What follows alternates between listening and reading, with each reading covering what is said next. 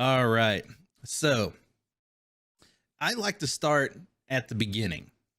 So the day you were born. No, I'm just kidding. But I am curious, where did you grow up? And as you were growing up, what did you think you were going to do with your life?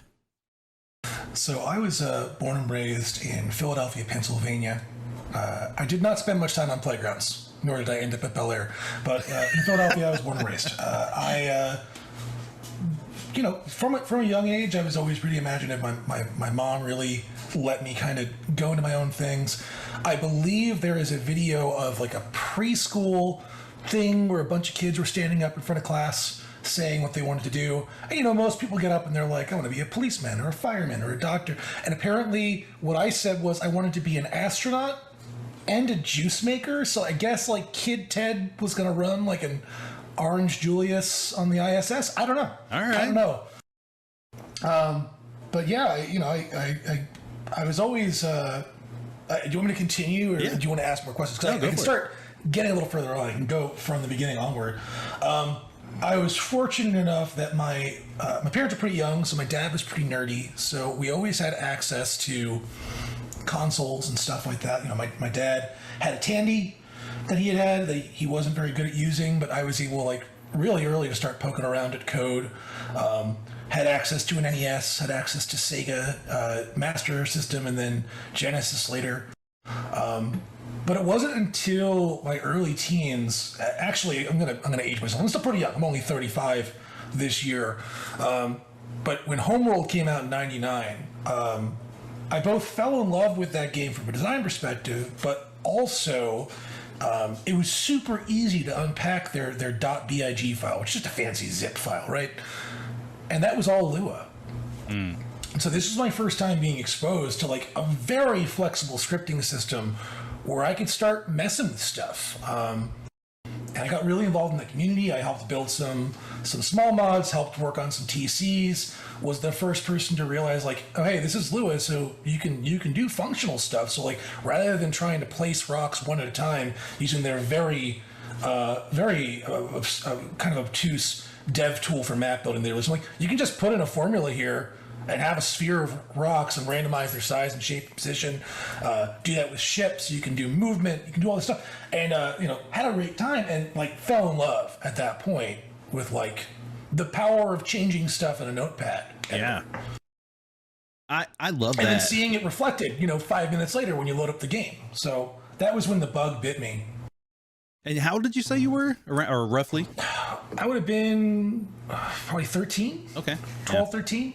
Nice. And I had done like little coding things before that, but like nothing serious. Like it had been mostly poking around. But this was my first time. It was like I'm building something and working towards something. And kind of from that point forward, I was always kind of thinking that I would love to build games. I built games during classes, did small things, did like robotics class. And that was kind of me through high school. But when it was time to go to college, and I was like, I think I want to go to school for game development. First of all, this was 2004, 2003 when I started looking for college. 2004 when I started college.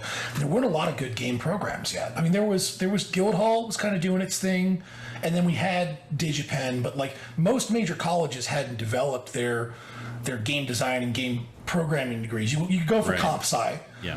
You could go for digital art, but you couldn't go for games in most places. And also my parents were like, it's really cool that you love this. It's not a career. And so I went, for my second love, which was physics. I got a degree in physics at Drexel University. So it was while I was going through the physics program that I was actually like depressed seeing what my professors were going through, seeing what the folks I was going through, in terms of like they have these great ideas they would work on, but it wasn't immediate. It was super far out. A lot of times research they had planned out wouldn't be executed on for 10, 15 years. It would get intercepted by a different university. And also like it's just hard work for a little payoff, and I wasn't excited about it. And the game bug started biting at me again. Have I been able to use my physics knowledge and engine? Physics, not really, because most advanced physics, like high school level physics, absolutely, but like collegiate physics, you don't want to put into a game. You're not going to see that stuff. But the math is absolutely useful, and it's like some of the weird math that you wouldn't expect. Like I I knew how to do spherical harmonics. Spherical harmonics is something that's now being used in games like for the last 3 or 4 years for all sorts of things. Like you can use it for various rendering, you can use it for close proximity effects, you can use it for cool layering. And then obviously matrix math, you got to know your linear algebra to do physics, and that aligns really well with doing graphics programming and physics programming. Yeah, definitely. Absolutely. Oh gosh, I'm just remembering, what's his name? I'm so horrible. Our Haitian linear algebra teacher at Full Sail. Oh. And his, you need to penetrate the matrix. Oh my goodness. Baheen! Yes, thank you. Is Baheen still there? I just moved back to Orlando. I really need to swing by Full Sail and say hello and see if I can talk to them. So I actually kind of cold called. I had been playing a game called Sword of the Stars, and I had met a few of the developers over it, where they were using Xfire as their main way to play games. And I like PM Martin Cirulis, who former PC gamer writer, ended up running Barking Dogs, which was interesting enough. The studio that built Homeworld Cataclysm, they became a Rockstar studio. They split off again, and Kerberos Productions was making this game called Sword of the Stars that I got really into. And I had been doing some light modification for it, and I PM'd him. I said, hey, do you need an intern? I have a physics degree, but do you need an intern with a physics degree to do game stuff? And he was like, we're in crunch right now for an expansion. So if you could be here in like a week, that would be, come on up. And so I went to Vancouver. He was just like, sure. The cold call worked. Wait. So to be clear, though, you're just volunteering your time at this point? Straight up internship. They paid me in room and board and lunches. I was not paid.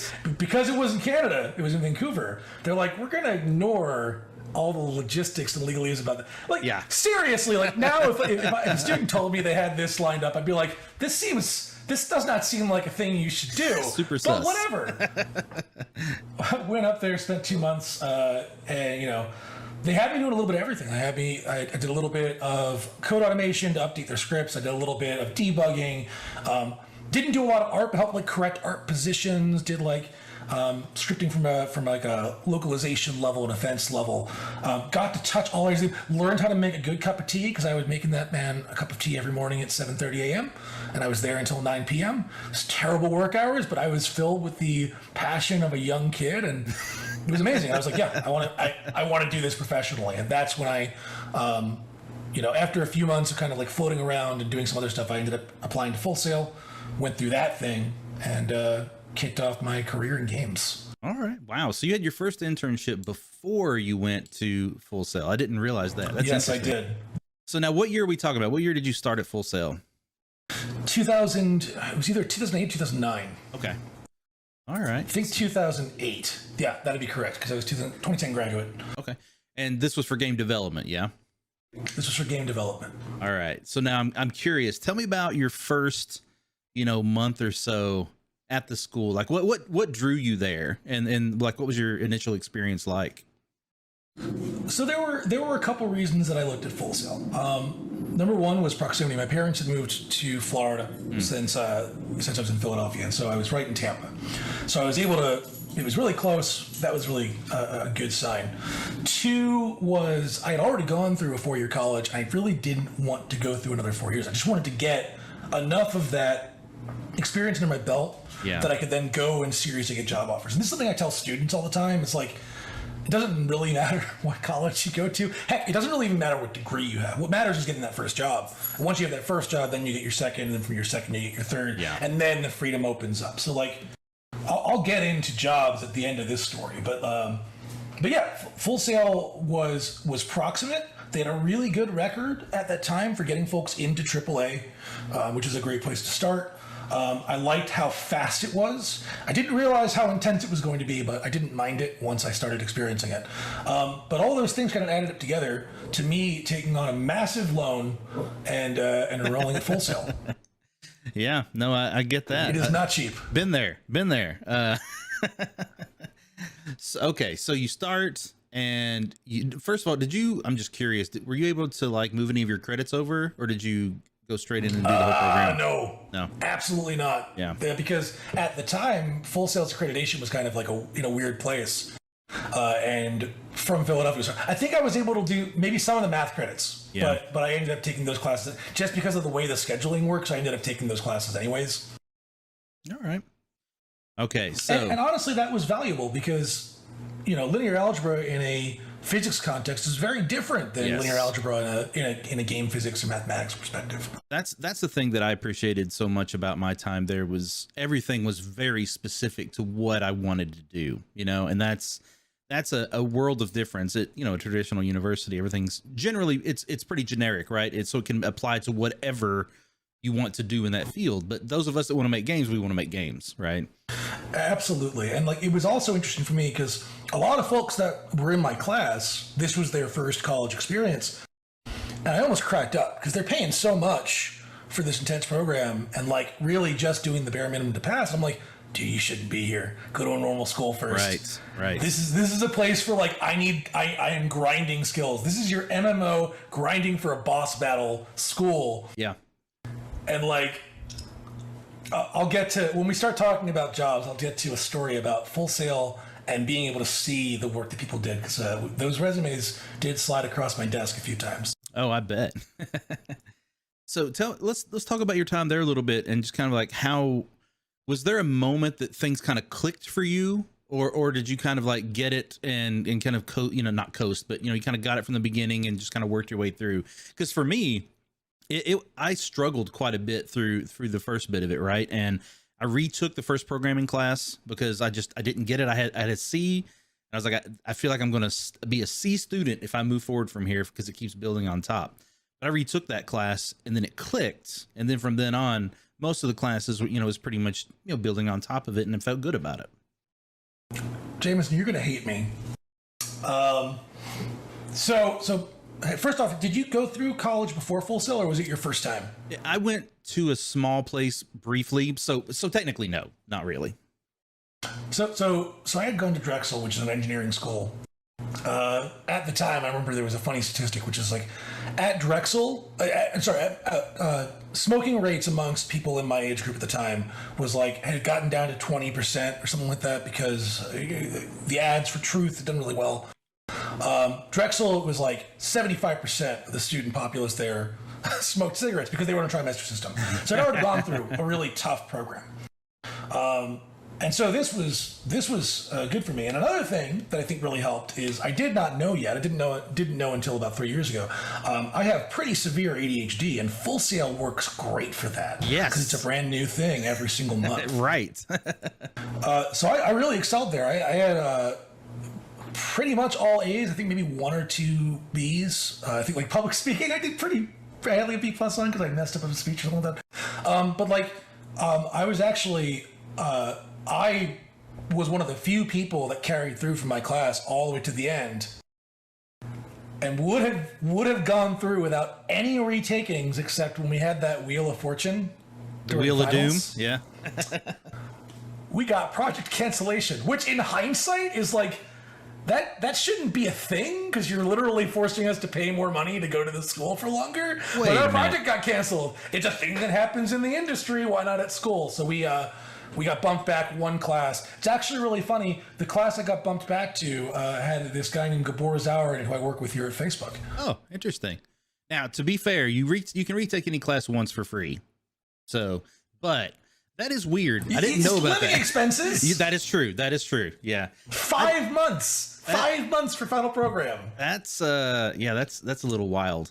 Now to clarify though, I chose to retake that first class because I didn't want to get stuck behind. And I did well afterwards, but there's still I only ended up as salutatorian. That guy Miguel Molinari beat me out for that. He's been on the show at least twice, so I love that guy. I don't actually have my diploma. I don't know where that is. Really? I don't know if I ever got it. I did graduate, but here's the thing. It doesn't matter now. I've been in the industry for 13 years. It doesn't matter at all. That's funny. So tell me about your final project. Was interesting. I want to talk a little bit more, and then I'll talk about final project. Yeah. So Full Sail was really interesting. It definitely, in hindsight now, what it and schools like it do really well is train you for that AAA environment, that incredibly high performance, incredibly high demanding environment where you're generally working on a small thing at a time, other than the two big projects, the halfway point project and the final. And yeah, I'll talk about both my final projects. Our first one that we decided to build was called Spect, and in Spect we took on. Want to hear our ambition? We're like, you know what game is great? Shadow of the Colossus. What if the things were even bigger? And what if you were a tiny little robot jumping around? So we have this game where you were able to jump around between these like giant creatures and fauna in the environment and latch onto them. I built a really great physics system that, God, I want to say his name just to shame him. One of the guys was fighting me constantly on the physics because he wanted to be the physics programmer, but I had pulled that straw, and he went in and made some changes the day before our preview and reversed all the normals, so you just fell through everything. And I was like, God damn it, guy whose name I will not say because I won't shame them, but it was really cool. I mean, you could like. We had these giant animals walking, and then we did a bunch of cool localized texture lookups for attach points. We had like LODs working really well, so like when you were on a creature, it looked pretty high fidelity, but further away, we cheated things out. Honestly, you know, looking at stuff that I see now from some hobbyist developers, I was like, cool, we were building stuff better than that already. Although I'm sure if I looked at the code, I'd be like, this is god awful. What the hell are we building? But we built this thing. It made it 3.5 months before we got the project cancellation on the Wheel of Doom, and I was pretty proud of it. Our next project was we built a top-down, a shmup, but it was magnets instead of bullets, and it was called Opposing Forces. There are videos in this on YouTube. It was fun. But basically the way it worked is you could fire out kind of a little cone area and then switch between positive and negative polarity. So everything in the game was magnetic. So enemies firing at you, you'd have to see what color their bullets were, and you could pull them into you, fire them back at them. You could grab certain enemies. We had ceramic enemies. I built out a like time-based trigger system, so we had like racing courses. It was so much fun. And it was really great at the end of this 5 months to have a thing that was like, this is a game that we built that, like, you know, at the time we were like, we could sell this. We never sold it. We all got jobs. Well, most of us got jobs, but like we built a thing in 5 months. It was hard as crap. For folks that are not familiar with Full Sail, the way your final project works is you have 5 months to build a game from scratch. You're building C++, but the engine is yours. You can use one piece of middleware. For us, it was Wise, so that we could use and leverage the audio teams that were present. Everything else is built up. You're building the graphics, you're building the physics, you're building the gameplay and interactions and input, all from the ground up. And that is so cool, because that's something that generally you won't do a lot in your career. Like you're either going to use the in-house studio, you might contribute to that engine, or you're going to use Unity, you're going to use Unreal, maybe you'll use Godot if your studio is weird. Sorry, I love Godot. That's why I have to rip on it. But you're like, there's very few times in your career where it's going to be a smart business decision to build your own engine from the ground up. So that was rad that we did it, and like we did it well. So it's funny, couple things. One, you say that it's you are correct in saying it's generally not the most like financially feasible thing to do to build your own engine. Yet every studio that I've worked at has had their own engine. Well, so you spent most of your career in AAA, right? Yeah. Yep. So yeah, that tends to be a thing. This not, you know, this wasn't invented here thing, right, where they build these engines that they maintain for 20 and 30 years and never license out. Yeah. And that, sometimes that translates well. Sometimes not so much. I think the thing, at least for me, that ended up being the case was throughout most of my career, I worked on a lot of open world stuff, and there's not a great open world engine, right? Like Unreal's getting better, and they're getting better with it now, but especially throughout the last, couple of decades since I've been doing this, that stuff really wasn't readily available. And even at our time at Volition, it was only like 2 years ago that Unity added good stream support. Right, exactly.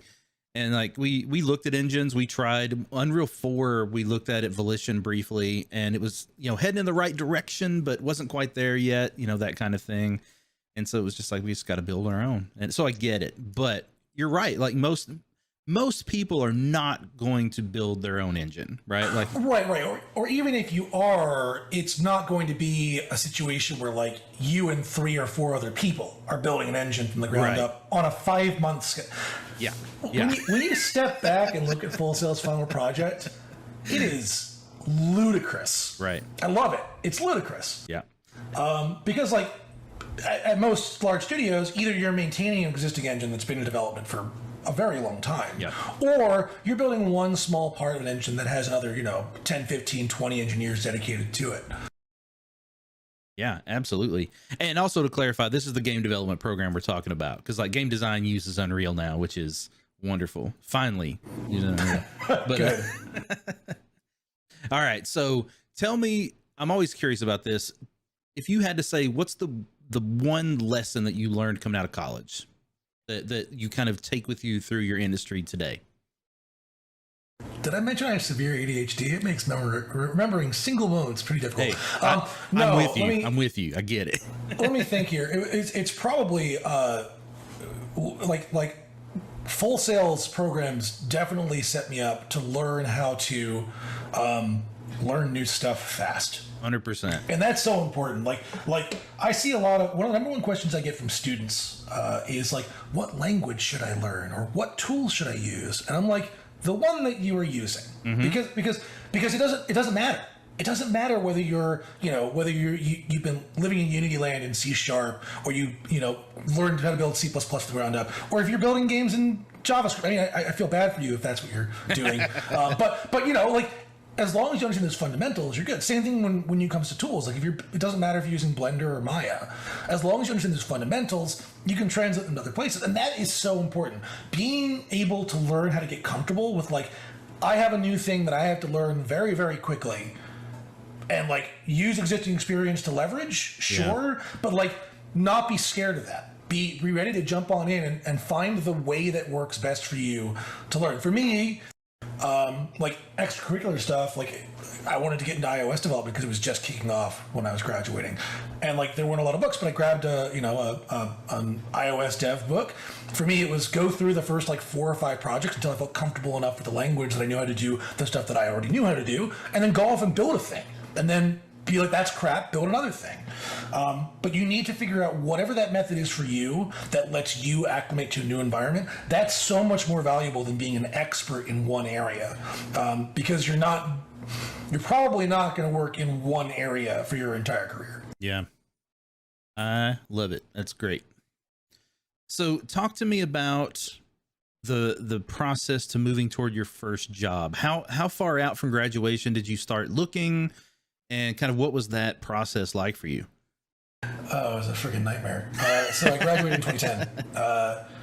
The younger folks here might not know this, but anyone else that remembers that time, 2009, 2010, we were in a bit of an economic slump. So I was applying for jobs that were getting filled. I was applying for junior level positions at places that were getting filled by folks with 5-6 years experience.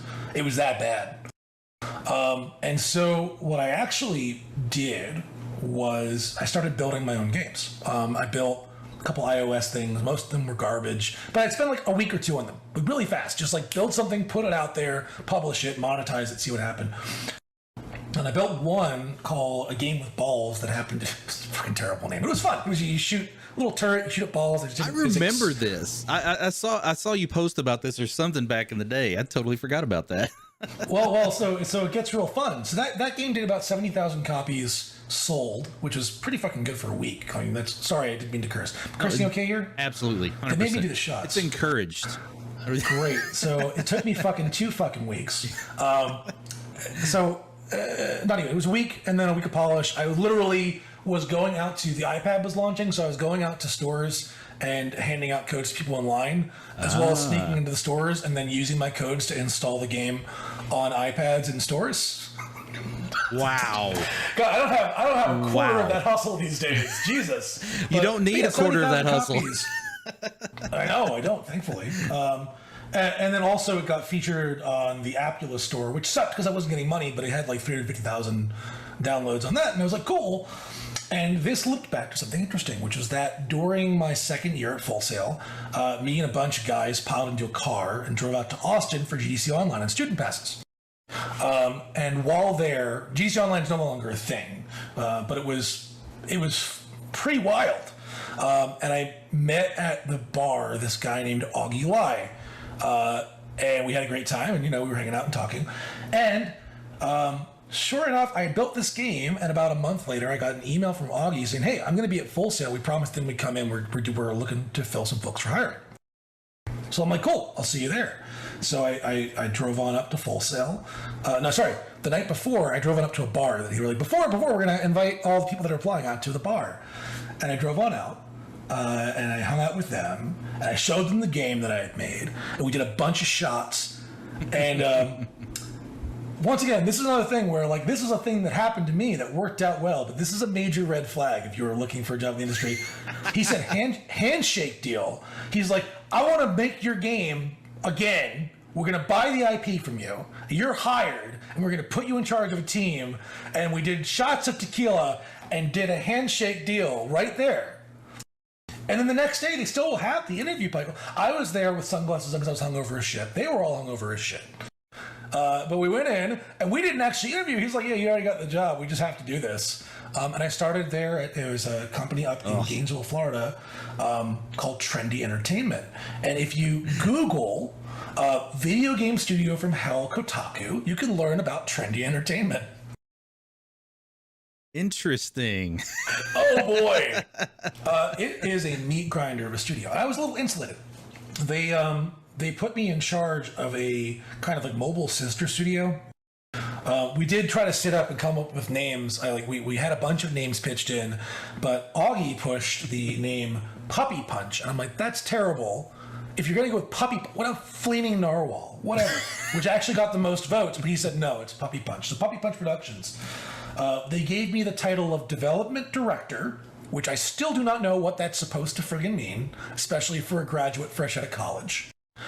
They gave me one programmer underneath me, an artist underneath me, and full access to the audio engineer.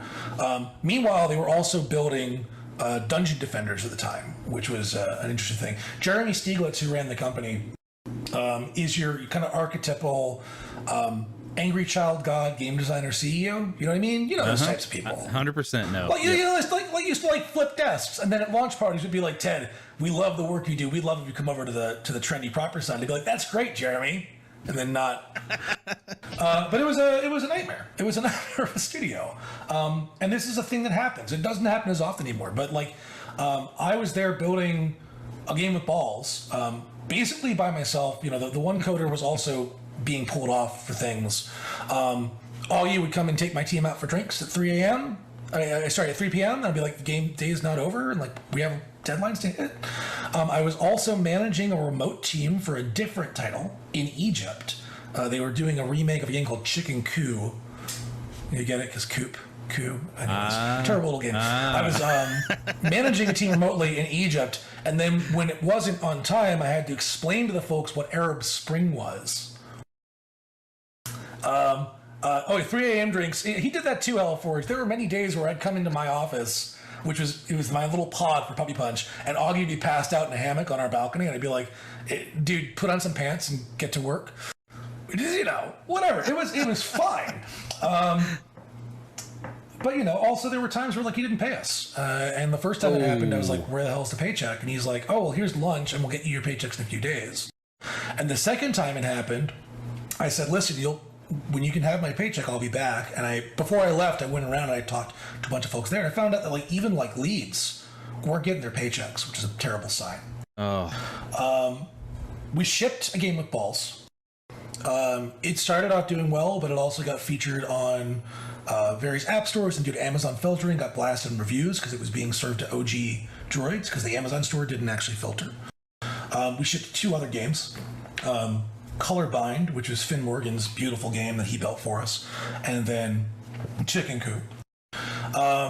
The final straw was they had me contracting out with another studio that was building serious games where I liked the work that I was doing.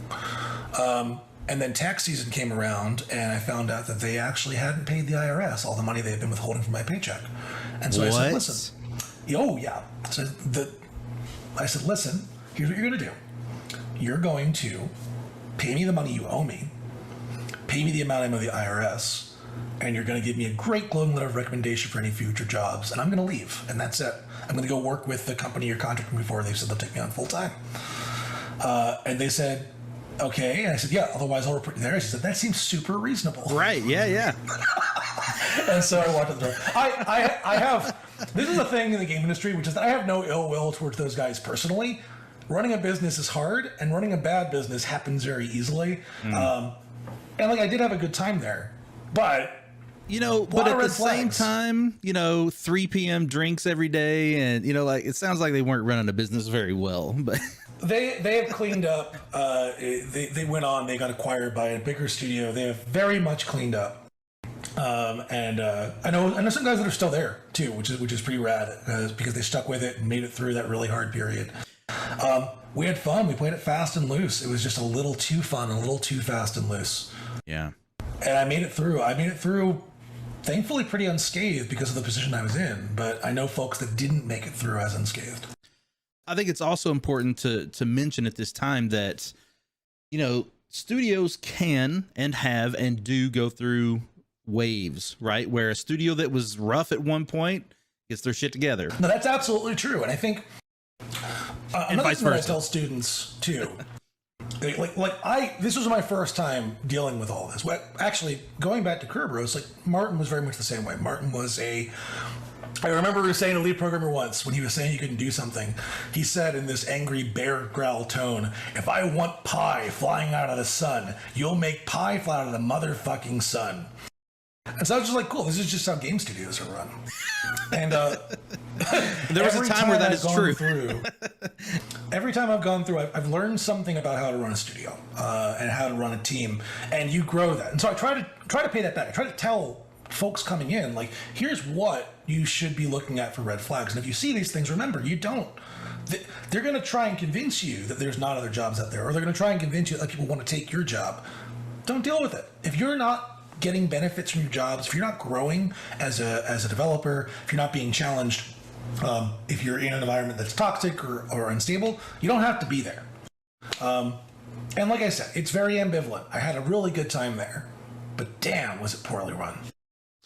Yeah, it's really interesting how there's a lot of those stories in the industry, especially through like the early 2000s. Like, there was a lot of money being thrown around and a lot of people who didn't know how to spend it well and didn't have a lot of experience running a studio, right? So there's a lot of those stories, but there's also some really great ones, right? With guys that had a ton of drive and determination and got a break and got some money and did something cool with it. So it was definitely Wild West. So I can keep going from there. Shadow Health was a pretty uneventful job. That was a pretty cool job. Great little company. They are a health services company that builds software, builds games to train nursing students. Okay. And this was really cool because I was working with a company that really had their shit together. And we built out a 3D physical patient named Tina Jones. Got to work with a really cool researcher named Aaron, I forget his last name, from UF. Is that the one in Gainesville? UF, yep. Right? Yep. Who had built a really smart text parser, so you're able to type things in naturalistically, and the patient can understand it. I got to work with professional medical folks on like how to recreate. I simulated things like palpation. I simulated things like retinal scans, ophthalmology. Learned a whole lot about texture lookups and audio differentials and like really cool stuff. Built like some cool accommodation stuff like a dynamic camera Bezier system. So I got to just really flex there and explore a lot of technologies that I hadn't worked with before. But it petered out. We finished, we shipped the project. They didn't really need me anymore.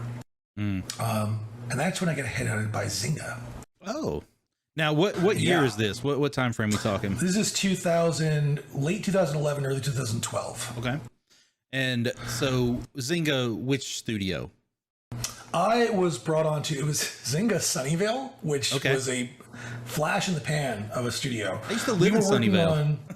I lived in Mountain View, and I drive into Sunnyvale. Yeah, real close. Or biked into Sunnyvale. Yeah. What I actually did for the first 3 months, I didn't have an apartment, so I lived out of an Econolodge, and it was like a 5-minute bike to work. I loved that. It was great. They brought me on board because they had seen my Unity work, and this was another weird situation. So what we were building this was their second attempt at building Farmville 2 for mobile. This was Zynga's second attempt at Farmville 2 mobile. There were multiple attempts at this title. Ours was not the one that shipped, but we tried. So they were building it in Unity. I was the lowest man in the totem pole from an engineering standpoint. I was just a standard software engineer in the team. And I was working with, I forget what Zynga called. I think one of the guys was an architect, and like one of the guys was like an over something. But like basically, I was an IC 3 or 4.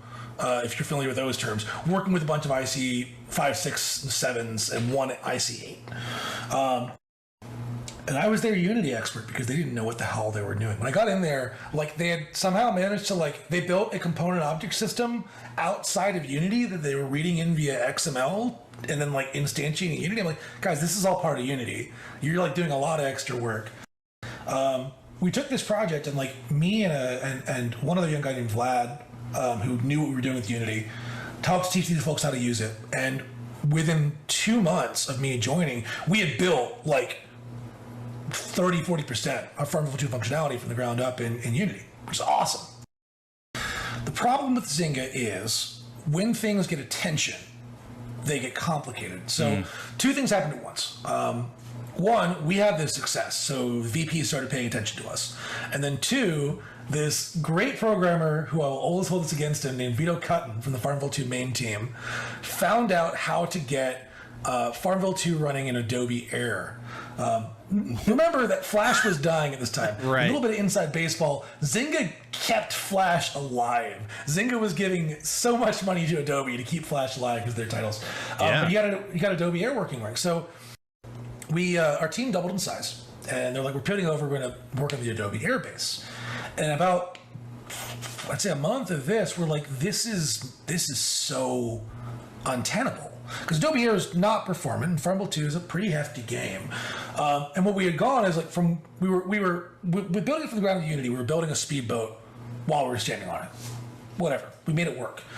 With the Farmville 2 Adobe Air code, we had a giant oil liner, but it was leaking all over the place. You'd make one change here, something would break over there. One change here, something would break over there.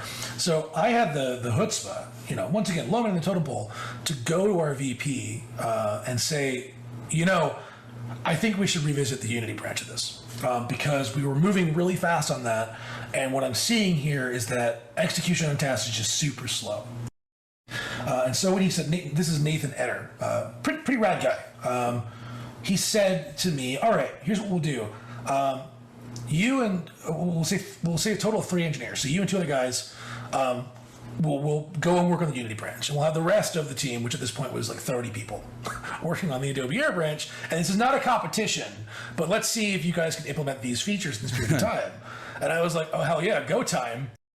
We got everything knocked out in a week because it's freaking Unity. Right. Like it's freaking Unity and it's Farmville. It's not like we're doing anything super complex here. It's like, how do we make stuff pretty? How do we make the things that pop up in tangent. The things that pop up in Zynga games, little items you collect, are called dubers. So there's a duber manager, and you call duber manager.dub, and you pass in a duber. So making the dubers look. Sorry, that aside. One quick thing. It's funny that Zynga, who is notorious for A/B testing, right? Like, says this isn't a test, right? Like 2 versions, and how are we going to do it? Which one's going to be better? Of course, A/B testing the game right? branches. Yeah. Well, so of course, me and Vlad and God, I forget the third guy, really awesome Korean developer who's no longer in games. He left because he was in his 50s, took his paychecks from Zynga, and was like, bye. We in 3 weeks we built all the feature sets, so we had basically moved from the 30% mark of Farmville to like the 60% mark of Farmville. And so it was looking good. And Nate said, all right, cool, switch back to Unity. But once again, when things go well at Zynga, they get attention. So the team tripled in size this time, and it became a boondoggle. We were moving forward. Things were looking really good. It started feeling like Farmville, but our team had gotten too big. And then it was June of, was it 2012 or 2013? But I think 2012. June 2012, you're aware of the news from that point, a fifth of Zynga was laid off. This was pretty arbitrary. At the time, I was actually working with Rob Terrell, who's currently still the CTO, a great guy. I was building a bunch of general systems that are going to be used for the Unity library stack across the entire company. I was building a camera system, I was building an object maintenance system, a 2D physics system that was lightweight for like doing interactions with AI on surfaces. But I was called down to HR. They gave me a big packet. I opened it up. It had a very generous severance package in it. 6 months pay, Jameson. Oh, wow. And continued health. 6 months. Because they were doing this because Zynga had fallen into a pattern, which I think they've mostly gotten out of, but it was the slosh pattern, which is high-level folks saw better stock options to compete at other companies, and so they leave. And so then what they do is they'd be like, oh shit, we need to retain, so they'd lay off newer folks to get the stock back before it recouped, and it would slosh. So this was not the only layoff, but this was the biggest one. It was 1/5 of the company laid off, and I said, you know what? I've had a great time here. Thank you. And took my packet and left. I ran into Rob. Was like, oh hey, I wanted to touch base with you on this. Said, Rob, it's on my laptop. I'm not allowed to access it at this point, but go grab that. Here's the camera system. Do you want to buy me a sandwich from the cafeteria as a guest? And he's like, oh shit. And we had one final chat. And I left with 6 months salary and got a job 2 weeks later at another company, at a slots company. Oh, wow. All right. Oh, Before we move on, there's a lot to cover there, but I want to back up a little bit because something happened that I didn't get enough insight into, and I'm curious about. Sure. So you said that you were the Unity expert on this project, but I didn't hear you say how that happened, right? Like, was that from previous projects? Like, how did that role kind of happen? So I started building with Unity, and when I started working at Trendy Studios, they wanted to build it in Unity for cross-platform. Okay. So this was Unity. Oh God, was it Unity 3? God, maybe around that time. Yeah, it was a baby engine. It had just gotten past the point where it was like Mac OS Windows only. Like you could start doing mobile platforms. And I started building in Unity. And then Trendy's projects, all of them that we were building in Puppy Punch were Unity. And then Shadow Health wanted to build in Unity. So Zynga grabbed me for Unity. And this is the start of me being stuck in a Unity rut professionally for the last, I'd say, it was probably 10 years of my career. I used a lot of Unreal here at Meta, rather. Right. But yeah, other than personal projects and little one-off things, I have spent almost all of my career in various versions of Unity. Interesting. And that's what they pulled me on for. Okay. Yeah, I'm always curious about that kind of thing because, like, when I got hired at Oddworld, I was early on known as the Mel guy because everything was done in Maya and in Mel. And, Mel script. But that only happened because I knew they were building in Maya, and so I'd learned Mel in 2 weeks.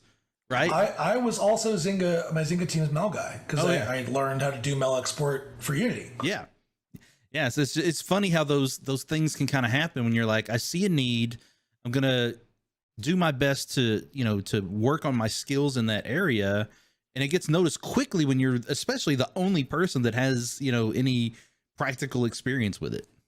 Yeah, I want to say if you don't care about what you do, you just want to be able to find good jobs, find something that everyone needs and get really friggin' good at it. Yeah.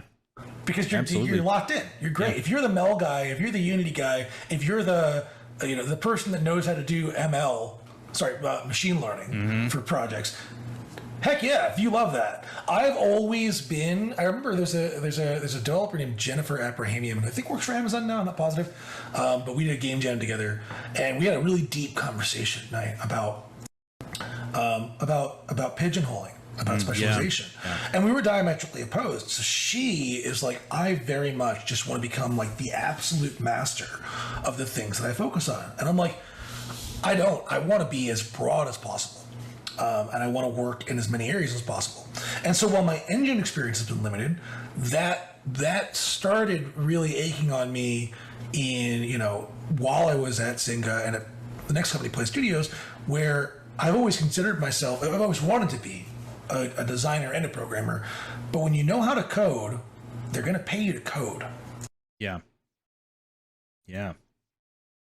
That's, man, I've had that debate a lot about the am I a specialist or am I, a generalist? And I always tell people that are getting into the industry, it's probably better to be a specialist because especially in AAA, everything gets so specialized and there's a lot more of those positions.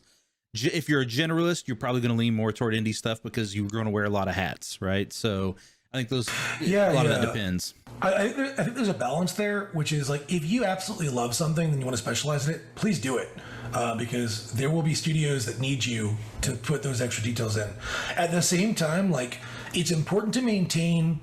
This is actually really important for some folks I know that have gotten really screwed over by their specialization. It's important to maintain flexibility and have multiple interests, because if the thing that you're working on suddenly goes from being hard to easy, you can really wreck yourself. So stay open to new opportunities, but specialization is not a bad thing. Yeah. It's really preference. For me, I've always skewed generalist, but it didn't really matter because I ended up falling into specializations that kept me employed. Yep. In a little bit, we'll talk about how I broke out of that. All right. I want to take a break off our normal path and do what I like to call the dev round. And this is a series of questions just so we can get to know you a little bit better in kind of in a general sense. You ready? Let's do it. All right. First question. What is your favorite game of all time and why? I'll go with my default answer, which is Homeworld, which is Relic 1999 PC. The reason that game is my favorite, other than being the game that, like, I was like, this is the game that makes me want to make games, is how carefully balanced and attentive they were to so many of those mechanics. The pacing is really solid. They managed to make an entire race of people into a character, and the way they did this is with persistence, which hadn't been done in RTSs before. Obviously, they also do a full 3D RTS, but like, you can have a unit that carries forward from the start all the way through the end, and you feel for that. You feel attachment to it. It's just a really great game, and beyond that too, there's a lot of other good things they did well. It's what I like to call artistically complete. I'm sure you've heard that term before, which is choose your aesthetic that is going to last forever. Homeworld, yeah, the remastered version looks great, but original Homeworld still looks good. Yeah, it's pixely, but that's fine. It still looks great because they made clear decisions. In hindsight, like, they released their code publicly in like 2015, and it's bubblegum. It's bubblegum and twine. So, as much attentiveness as you can get, but you didn't know. The game ran beautifully, and it was just a real labor of love in lots of little areas. So it's my number one. I play it still once a year as kind of a pilgrimage, just because it's that important to me as a pillar. Interesting. I like it. All right. Picasso. Yeah, that's right. My wife and I say that all the time. Sorry. All the time. I like it. Picasso. All right. So, next question. When did you first feel like you had made it in game development? Have I made it? Oh, that is a valid answer. No, I'm kidding. Right? No, I'm kidding. No. Seriously, it was probably with a Game with Balls title, when I was like, I made a thing in a week. People played it and they're talking about it and they're telling me how much they like it. Yeah. And then there's been lots of other points where I felt I've made it. Like, honestly, we haven't gotten to this part of the story yet, but I released a game in 2015 that did okay commercially, and critically it did fine. But I still to this day have gotten people that have walked up to me that said they played it and it was one of the first times they saw themselves in a game. That for me was a major like. And then now here at Meta, I sometimes have the realizations with the work that I do that it's like, oh, I'm one of like the world experts in VR interaction design. Like, no pressure that like the things that I'm telling folks to do is like the gold standard for how you build a VR game. Like, whatever, no pressure. So like, but imposter syndrome is real. I still constantly have doubt that I know anything about building games. It's only through the feedback from other people and the recognition of the work that I do that I realize how far I've come. I love that answer. That's a great answer. All right. A corollary to that, I also think if I ever feel like I already know what I'm doing, then I'm dead. Right. I always want to be learning. I always want to make sure there's things that I can grow in. And that is an incredibly important point. Like, especially in this industry, if you feel like you've done it, then you're done. Like, we're learning constantly. And if you're not continuing to try and do better than you did before, you're falling behind. all the time. I will counterpoint that it is okay to rest. You're never wasting time. Absolutely. You're never wasting time. But if you're not feeling challenged, like, you owe it to yourself. Find something interesting. Yep. It might be in a completely different discipline of games. It might even be outside of games. Find something that challenges you. You should always take advantage of that, because you know what? That's what keeps you excited. That's what keeps you young. Yeah. Well, especially for those of us with ADHD, right? Where if we get in a position, if we get a position that ends up being too repetitive, or there's not problems to solve, that's what I tell people. I'm a problem solver, and if I'm not solving problems every day, then I'm gonna get bored. Like, that's 100%. So do you also have ADHD? Oh yeah, big time. When we're done with the game dev questions, I want to dig in on game dev, ADHD, and career trajectory. Yeah. But let's finish these questions. Okay. Yeah. All right. We got two more. The next one is, what advice would you give to someone who's looking for their first job in the industry? Oh boy. We'll narrow it up to just that. I have a lot of advice for before that point. At that point, though, which is, it's apply everywhere. Apply everywhere. Maintain relative scrutiny. Like, obviously, don't go work for a place that you know is going to destroy your soul. But if you get an offer, take it seriously. And even if it's not what you think you want to do, take it. There's stuff to be learned everywhere. I didn't want to build social mobile games, but I got to interact with a lot of really brilliant folks that know a lot about server implementation, about uptime. I got to learn a lot of like friction design, which, while it's not super relevant for non-FTP games, it is useful to understand. I've worked all over the place, and as you'll learn, there's a trend of like tough times that I've gone through. But like, take that first opportunity. It'll get better. Your first job, you're not going to have a lot of choice over. Your second, you have a little more flexibility. Once you get past that 6-7 year mark, you will have a lot of say in where you work, because you'll have that experience built up. So just, I hate to say pay your dues, cut your teeth, do it. If there's a place that you're at that's abusive, get out of that. You don't need that. There's a term. Oh, sorry, I'm going to go on a long tangent here. A few years back, I had a bunch of game devs over at my place at GDC. We were doing a slumber party, because that's, like you do.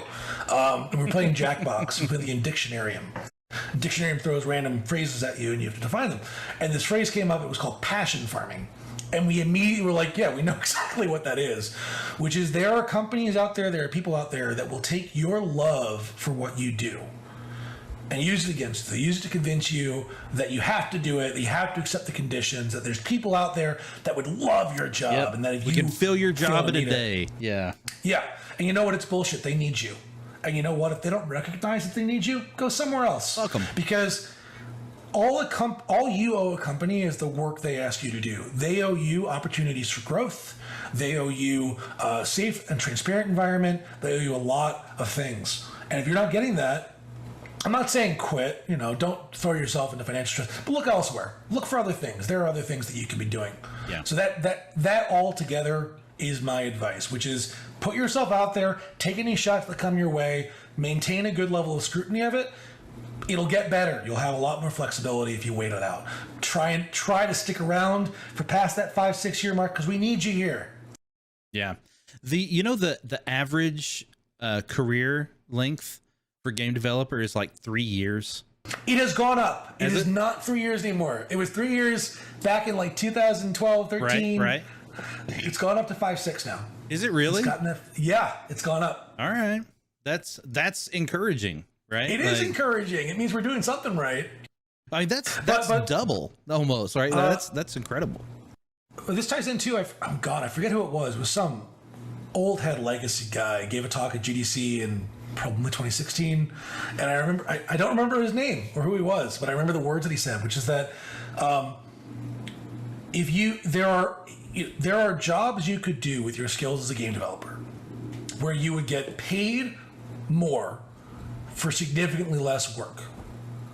And that's the truth of it. Like, a lot of my friends that I graduated with, a lot of folks that I met early on have gone off. They do app development now, or they do financial work, or they do stuff completely unrelated to games where they've leveraged their skills, and they're stable and happy. Right. And while I locked into a job that pays me pretty well, a lot of folks that have been in the industry as long as me or longer, they still struggle because it's a tricky industry. It's entertainment at the end of the day. It's entertainment and art and balancing those passions. Yeah. And so like income isn't guaranteed. So it's important that we got that 6-year mark. It means that we're seeing people that are choosing despite the fact that they could do other work elsewhere. They're like, you know what? This is worth my time. This is worth my work. This is worth the love that I have for building games. And they stick around. And I hope it gets better. I've always told folks, I want to make games in whatever capacity that means, whether it's actually building stuff or consulting or teaching at a community college, until I am literally too old to think. Yeah. And that's been me. Whereas I had a lot of friends that have been like, I'm going to do this for 5, 6 years and I'm going to leave and go to a software company. Yeah. I'm like, I don't get you. I don't understand you. You know, why even go into games? Well, it's interesting. Like, a lot of people think they want to make games because they like games, right? So I think that's one thing. Jameson, I love eating sandwiches, and I do not want to make them for a correct, career. Right? Exactly, and that's. But it's easy to be like, when someone asks you as you're going through high school, what do you want to do? What sounds interesting to you? I want to make video games, right? Because that's the thing I love. I want to tighten up the graphics on level 3. Exactly. One thing, I'm going to change the batteries up for my vape. As I apologize to your viewers, as you've noticed, I'm a compulsive vapor, and he didn't say no vaping on stream. Oh, so you're fine, man. Go for it. You're fine. No worries.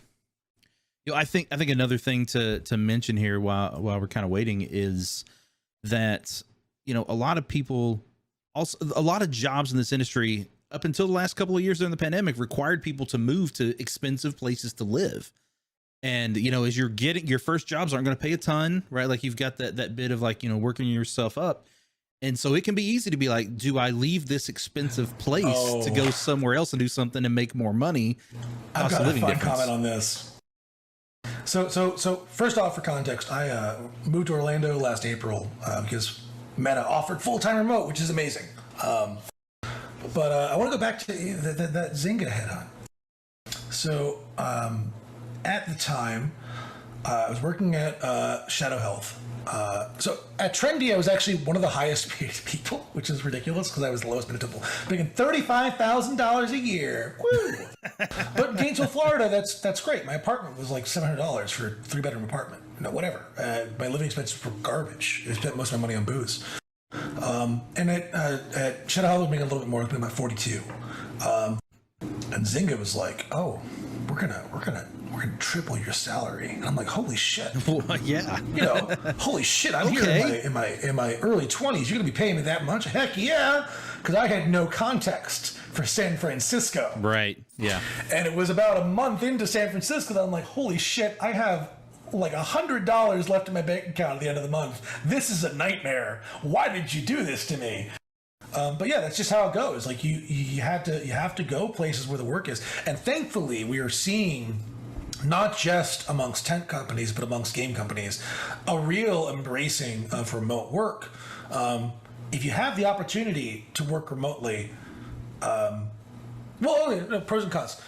If you have the opportunity to live in a big city for cheap, like with a bunch of people, do it. It's amazing. You'll meet so many great folks and make connections. Once you're established, if you have the ability to live outside of LA, San Francisco, New York, Austin, do that. Yeah. You know, save yourself some money. Seattle. Yeah.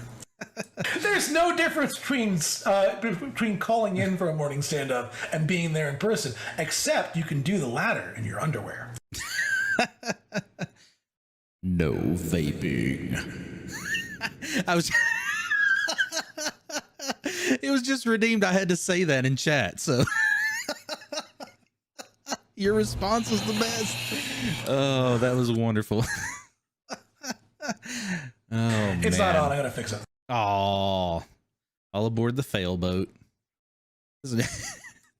All right, I got one last question before we get into ADHD talk, which I'm really excited about, actually.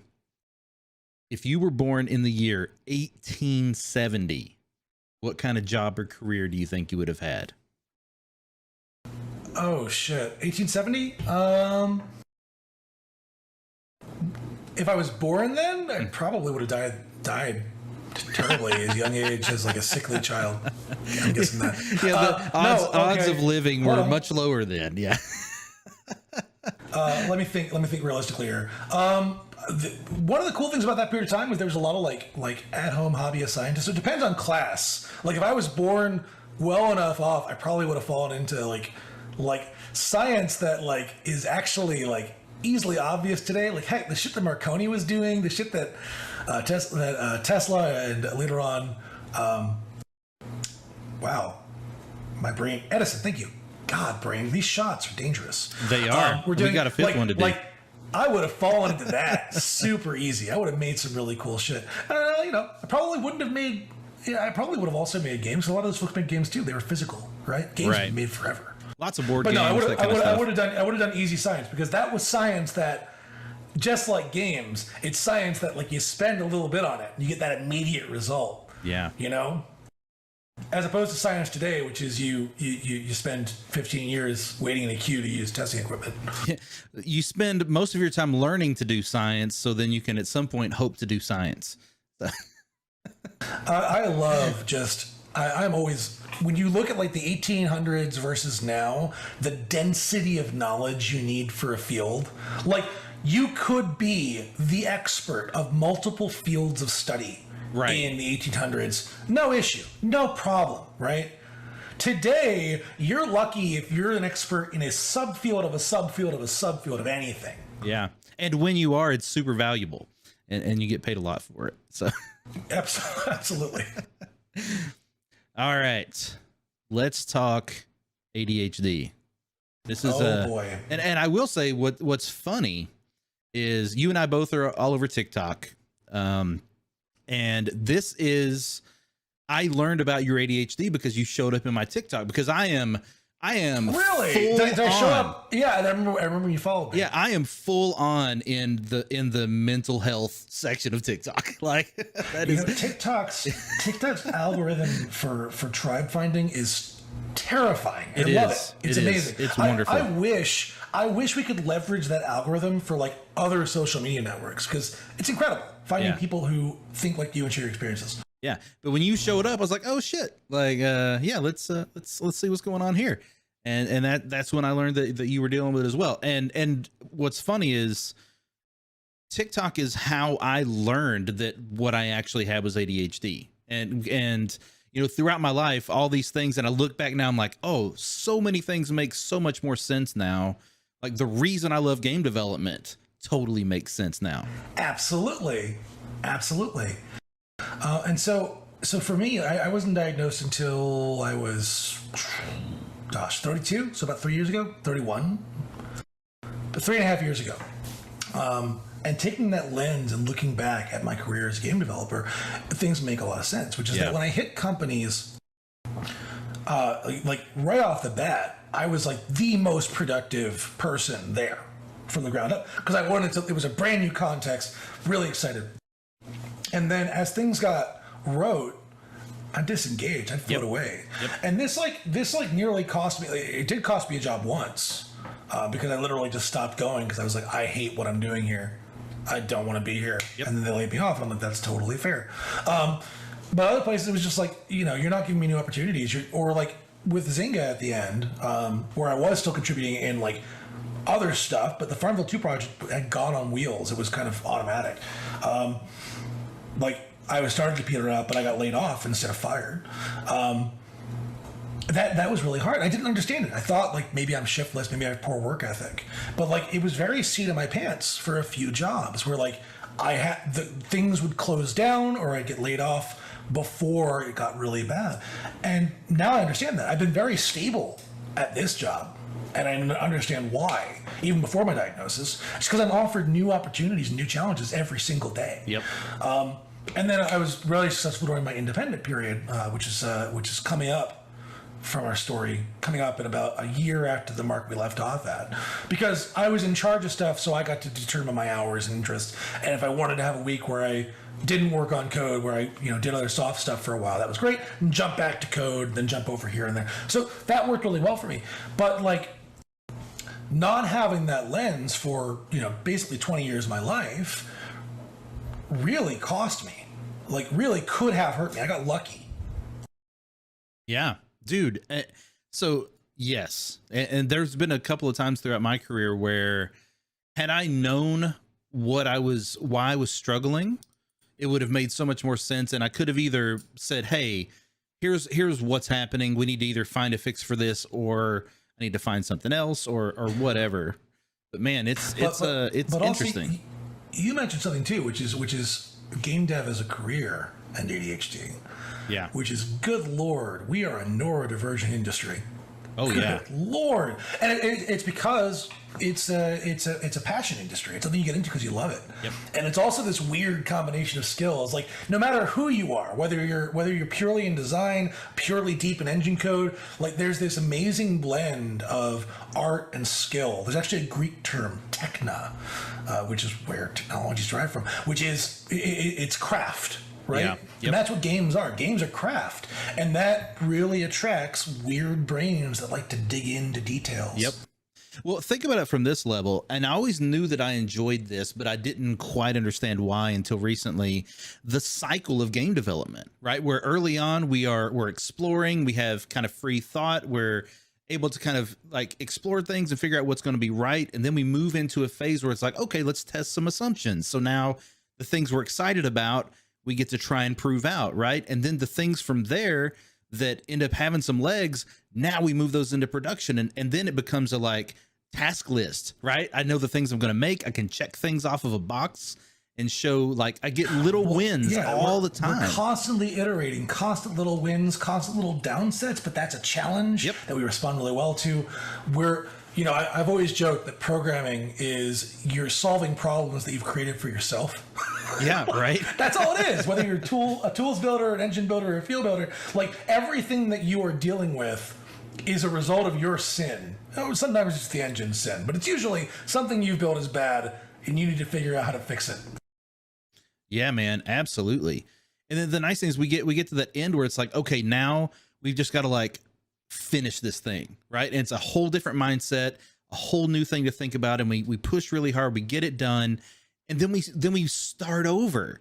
Like the cycle is constantly changing, and our mind gets to kind of fixate on a new problem constantly, and break that down even further into milestones within the things that we're doing, right? I've got this set amount of time with goals to achieve. And this is why my current job is just such a fulfilling thing. I'll jump ahead, just get a little bit of context. So I've gone from traditional game development, where I was, work at a studio, build a thing. It would take a certain period of time. You ship it out. You know this. This is your bread and butter. What I do now as a developer relations engineer is I'm jumping into, I currently manage 22 titles. My team manages every title that's going to the Quest store. We are assigned to help those folks from pitch through ship and then beyond make their games as awesome as possible. So I'm working on 22 different projects at a time. I'm jumping on in. I'm giving them design feedback, giving them technical feedback, jumping into their code bases. This is for ADHD. Yeah. And then I also have the benefit that if something is not working, if I'm trying to give a developer feedback and they're just not biting, I can be like, cool, I'm here if you need me, but bye. Yeah. Off to something that's going to matter. As opposed to being stuck at a studio where you're trying to give feedback like, hey, we shouldn't be doing things this way. And they're like, but we are going to. And then you're stuck. Yeah. We're stuck in a 9-to-5 butts in seats. And you're like, I'm done all my task work.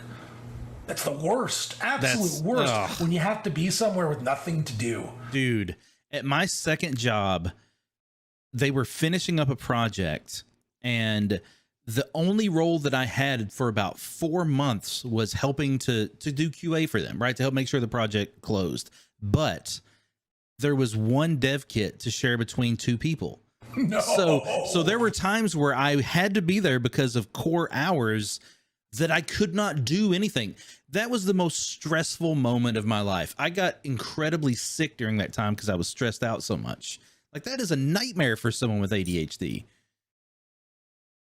Just like, hey, you have problems maintaining stimulation? We're going to pull even more of that away. Congratulations. Yeah. Welcome to hell. Just exist for a while. We're paying you. Yeah. But we're paying you. So one bit of this I'm curious about, because I don't hear as much about this. And so I'm curious if this is an ADHD thing or this is just to me. But when I'm done with something, I'm done with it. Like, I don't think about it anymore unless I have to think about it for some reason. Yeah, this is a thing. I mean, like, like, and that can come at different points too, right? Like, for example, I have this thing where like there'll be a new hobby I'm interested in, and I'll research all about it and get all the stuff for it, and then do it just to the point. This is funny. To prove I you heard a learned joke, it. which is that the worst thing you can say to someone with ADHD is, "That's great," because then they're like, "Cool, I've achieved the goal. I'm done. Bye." Yes, 100% all the time. There are a few things that I kind of like, I call my like perennial hobbies that I come back to. So like, I like to hop into streaming every once in a while. I'll do it for like a solid month or two. I have social media binges where like I'll get really deep into TikTok or Twitter or whatever for a while and build that up. And during those periods of time, like I'm like, this is the person that I am. I am a TikTok creator, or I am the type of person that works out and meditates every day. But then once it drops, it's gone. It's gone forever. Yeah. Except that I have all the equipment to do it in my closet. Yep. So it's funny, throughout the first part of my life, I realized I had a cycle in my hobbies where it was comic books, it was baseball cards, and it was video games. And what would happen is for a couple of months, that's the thing I would do. And the other stuff would be completely forsaken. And then I would get done with one because I would get interested in another one. So I'd pull that stuff back out, and then I would go into that for a while. And I would collect that, buy more of that, and then I get tired of that and go back to one of the other ones.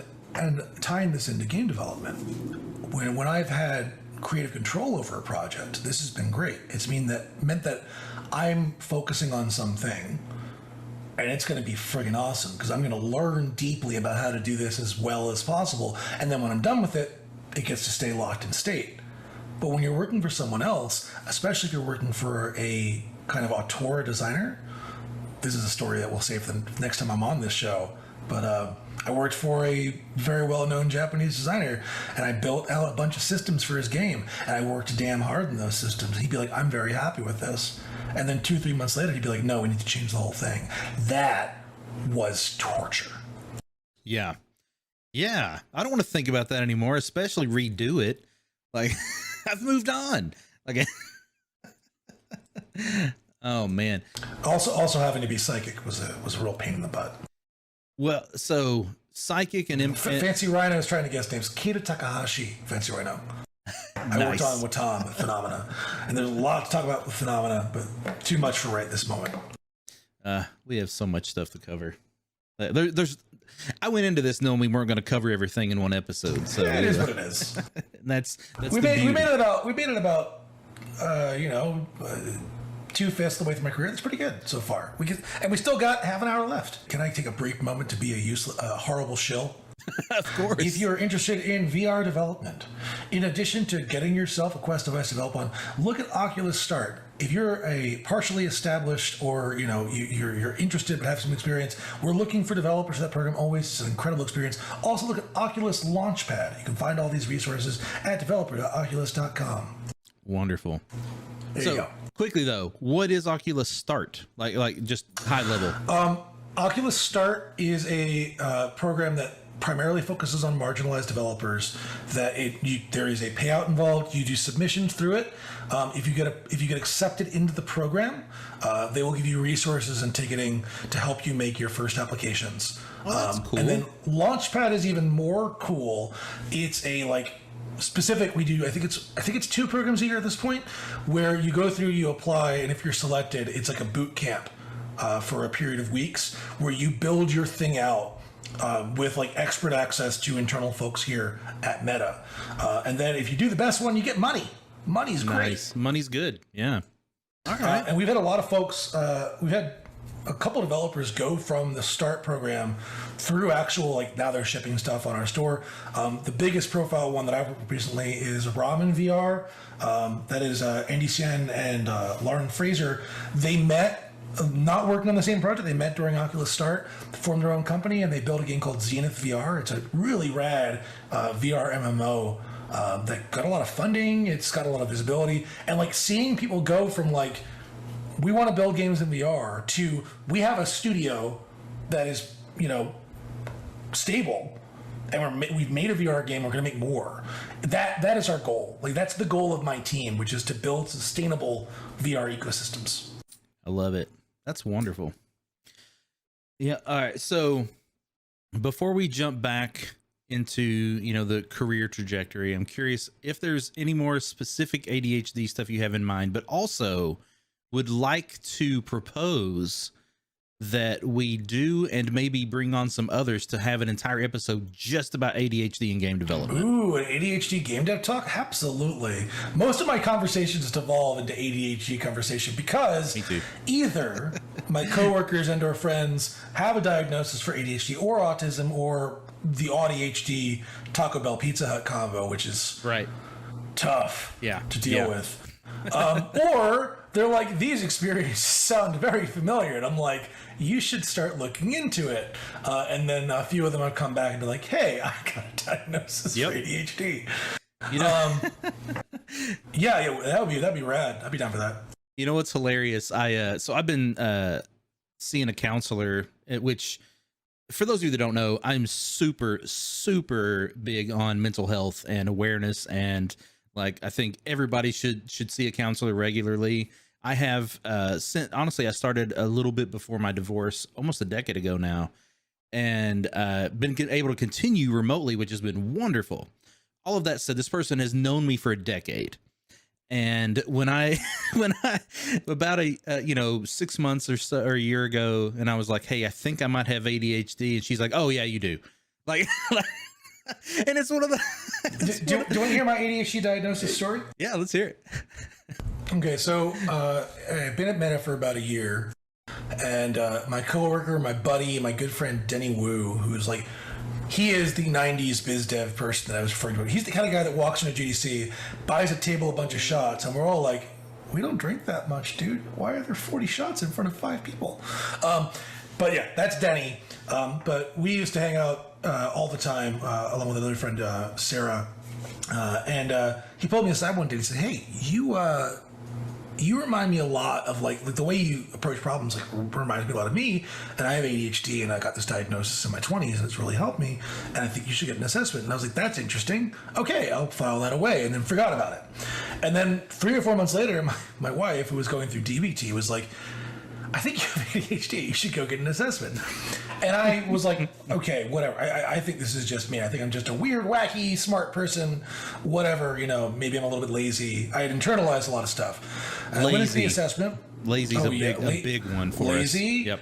Yep. Interruptive, drifting, all the things. That was focus. me. That was my fault. Yep. Yeah. Not a disability's fault. I wanted this assessment, like, expecting, like, nothing to come from it. And initially, it was like, I've been, I'm working at, I'm successful in my career. I know what I'm doing. Like, yeah, I've had some weird stuff. I've gotten fired once or twice, whatever. And she's like, well, you seem really stable. Like, I don't think you have it, but let's do the actual assessment. And sent over the paperwork for my parents to fill out, for my wife to fill out, for me to fill out. And after, a couple days of assessment, she's like, oh, yeah, you have really bad ADHD that you've managed to cope with.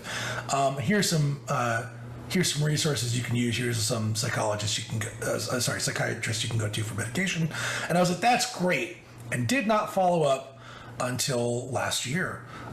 So I did manage to. I got hooked up with a provider. I'm now on Adderall. I've been afraid of medication because I thought it was going to damp my creativity. It didn't. It doesn't really affect you that much. I call it my brain glasses. It helps me focus on the things that I need to focus on instead of arbitrary things. And also, that's not always true. If I take my Adderall without kind of setting an intent, if I'm like, cool, I've taken my Adderall, but then I start doing something, that is what I will do. So yeah, it was definitely a journey for me. One thing that's super interesting is I learned this year, my mom actually took me in for assessment when I was a kid. The test they did was they apparently put me in front of a TV and had me watch a show. And because I primarily display as inattentive, maybe some combination, but mostly inattentive, I watched that show. And they're like, he doesn't have ADHD. He didn't get up and run around and make weird noises. No, not at all. This little boy does not have ADHD. But what they didn't know is that I then spent the next 2 days talking to my mom about this thing I had watched because I was really into it.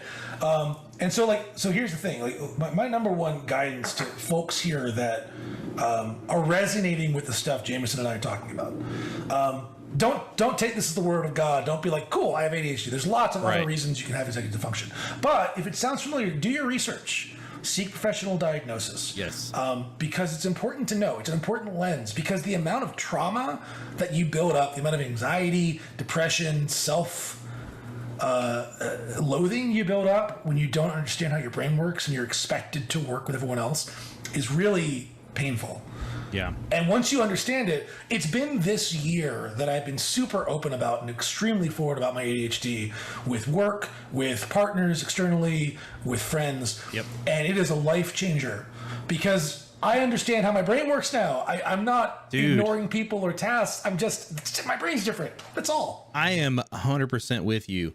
And another thing to understand is there's multiple levels to this, as with anything, right? And your kind of place in that spectrum is very important to understand, but also how you want to go about treating it is another thing, and that's why you need professional help.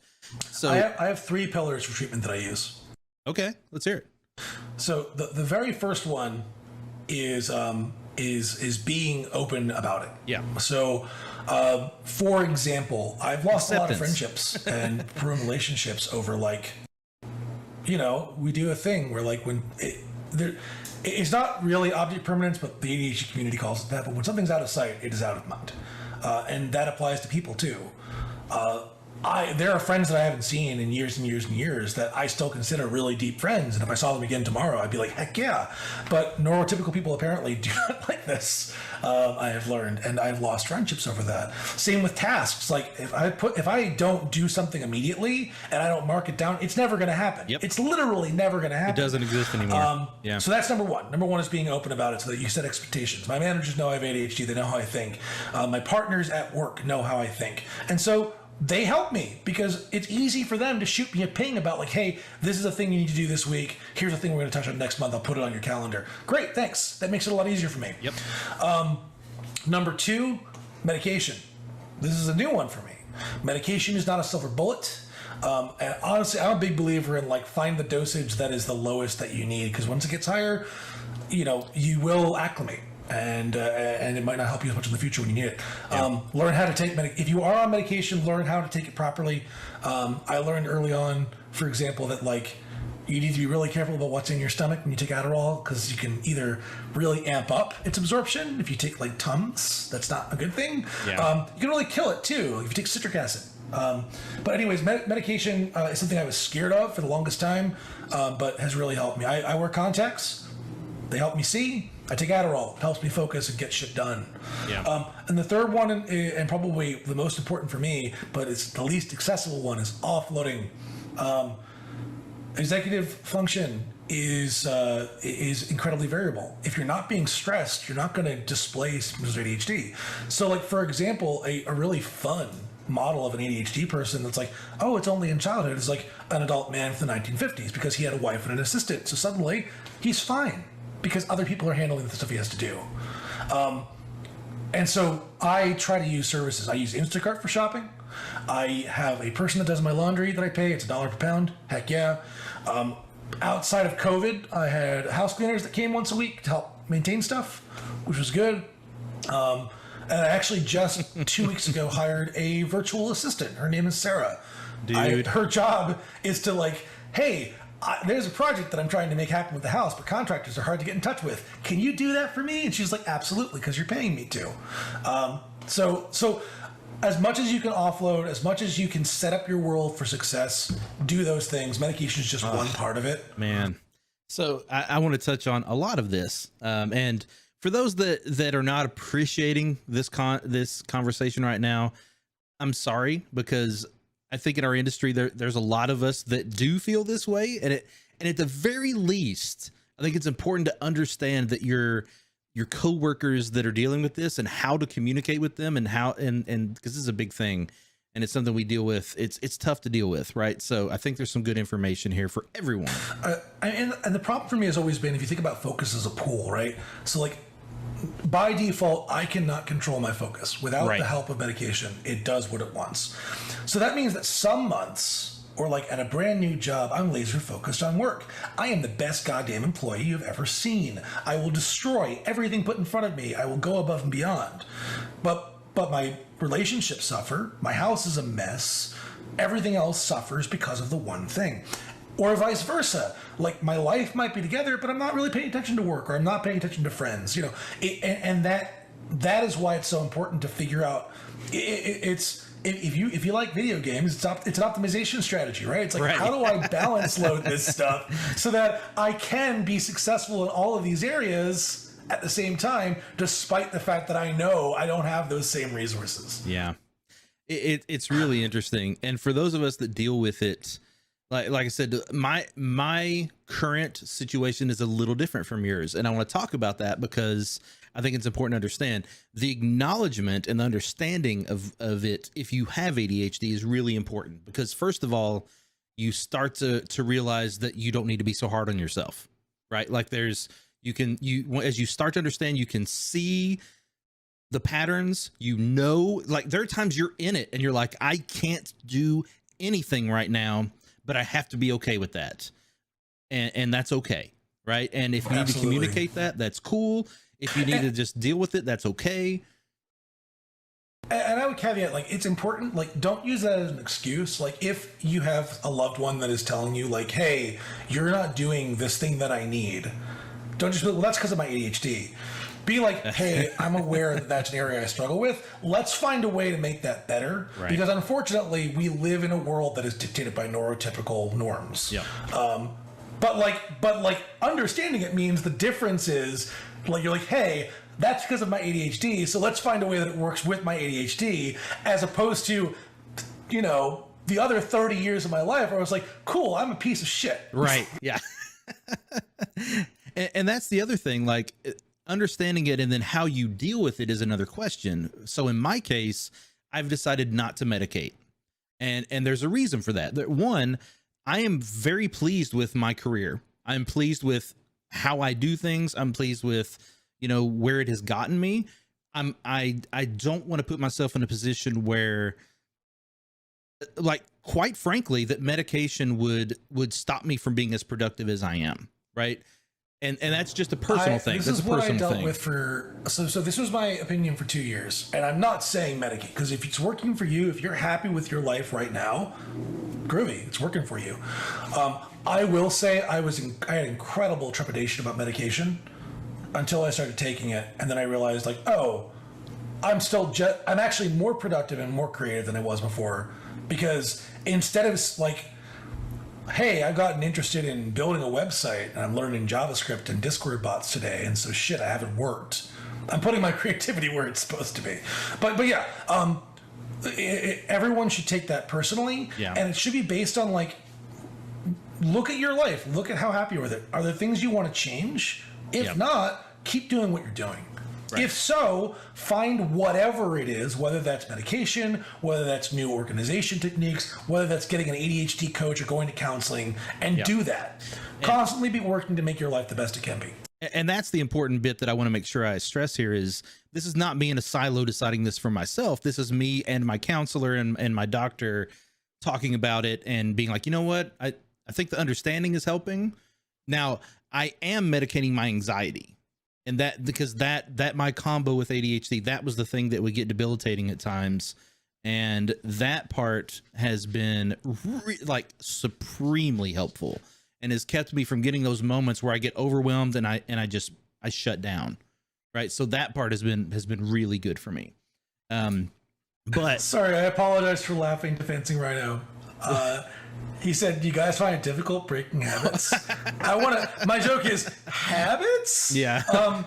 Actually, Jen, my wife, shared a great tweet with me, which was a cool breakthrough from someone. I was like, oh, that makes total sense. Which is that there's this culture of, like, habit forming that a lot of people have, which is like, oh, you know, if there's something you want to do, just do it every single day, and eventually it becomes a habit. And, like, I always thought, okay, cool, so I'll just try to do something enough, and then, oh no, shit, I stopped doing it. We don't form habits. Nope. Because habits for people who do not have ADHD are an automatic thing. It's a thing you just do. Whereas, like, even brushing my teeth is like me noticing the toothbrush, being like, I should brush my teeth. My brain being like, no, I don't want to. And then be like, no, you need to brush your teeth. And then I do it. It's not a habit. It's a choice. I'm making a decision. It's not automatic. So I don't have a difficulty breaking habits. I have a difficulty making them. What I do have a difficulty doing especially when I'm not on my medication, is breaking focus. Yep. So, like, for example, if I'm doing a thing and then it's like, oh, hey, I'll be extreme here. I'll be extreme here. It's like, oh, hey, you have to go to the friggin' bathroom. And I'm like, yeah, but I want to do 10 more lines of code on this. Yep. Like, literally. Or, like, whether that could be clean the house or do my goddamn job or, like, get food in my body. Like, that's where I'm at. Breaking focus is incredibly hard. Breaking habits, I don't make them in the first place. Yeah. See, and man, I'm on the other side. My focus is so easily broken unless I'm in hyperfocus, right? When I hit hyperfocus, that's what I mean. Yeah. I mean hyperfocus. When I'm not hyperfocused, it's I'm looking for the next thing. I only make that distinction because I think people without ADHD don't understand hyperfocus, right? Where it is like you sit down and you start working on a thing, and the next thing you know, it's 5 hours later. Like that happens all the time. So I mentioned the Discord bot website thing. I run this is so funny. I'm one of 5 people that run a 700 plus person organization for Star Citizen. And in that group, they're like, oh my God, Esden, which is my username there, and everyone on social media, he's like a machine. He's on top of everything. He's so organized. And I'm like, it's like my shadow self. And it's because on the things that it was that, they've all been hyper-focused products. So like I spent like 2 weeks where like I was like, I'm going to build a website for this group because I want better tooling, and I'm going to build a Discord bot for this group that talks to the website. I'm going to build APIs. I learned from the ground up how to do all this shit, and I didn't work on my job during that period of time. Thankfully, my job is great and I'm able to catch up. But like, this was pre-medication. Yeah. Now I wouldn't probably do that. Now I'd be like, all right, cool, I'm going to do that on Saturday. But I was able to. I spent 12, 14-hour days just staring at, an SSH terminal and stuff, running things and doing tests and building from the ground up a flexible Discord bot framework that takes in arbitrary interval commands and live commands and slash commands and has API webhooks. Like, who the hell does that? The answer is ADHD. So you hear people saying like, oh, it's a superpower. It's a curse. Because sometimes I love when something I'm hyper-focused on intervenes. Intersects. Yeah. Sorry.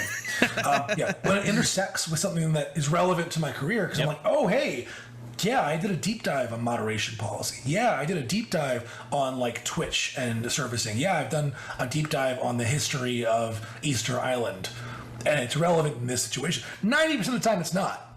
But when it is, that's great, because I have that knowledge and those skills in there. So the times that those intersect, where it's like the work that I need to do is also the work that I'm excited about, feels good too, right? It's Hence like why we make games. Exactly, and it's just such a wild though. And the thing that people don't understand is I can spend 4 out of the 5 days this week ignoring the thing that I need to get done, but I get excited about it on that 5th day, sometimes because it's due.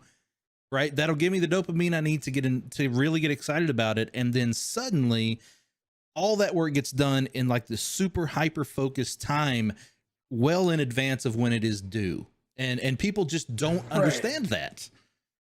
Well, and then the opposite, which is that like if there's something we have to do but we're not interested in it, right? Yeah, I saw a fancy right outside the procrastination. Yeah. It's not procrastination though. We're not. And that is the big misconception, right? Yeah, it's not important yet because it's not necessary yet. And there's a thing I have to do that I don't want to do, and I have to do it by next week. So I'm going to wait until the minimum amount of time to actually execute on it. Yeah, and it's going to be done friggin' well because I know what I'm doing. But I'm going to give myself such a level of anxiety about it that I have to do it, and then I'll do it. Dude, here's the best example I can give to people. Most people are taught when you need to write a paper to do a first draft, do a revision, and then do your final copy, right? Where for me, I just do it right the first time. Yep, exactly. Like it's, to me, that it doesn't make sense to do multiple versions of something. I sit down and I do it, and it's done, and it's done well. Well, and then I hack that by like, if there's something that's important, I just like, my partners know to tell me they need it by the next day, and it's done. Yep. Great. They don't actually need it for a week, but it's done. Yeah. You tell me you need it, it's going to get done. 100%. 100%. Also, there's an external internal balance. So like self-directed stuff if it's not something I want to do, like it's like, oh cool, I have to do this thing around my house. It's not going to happen.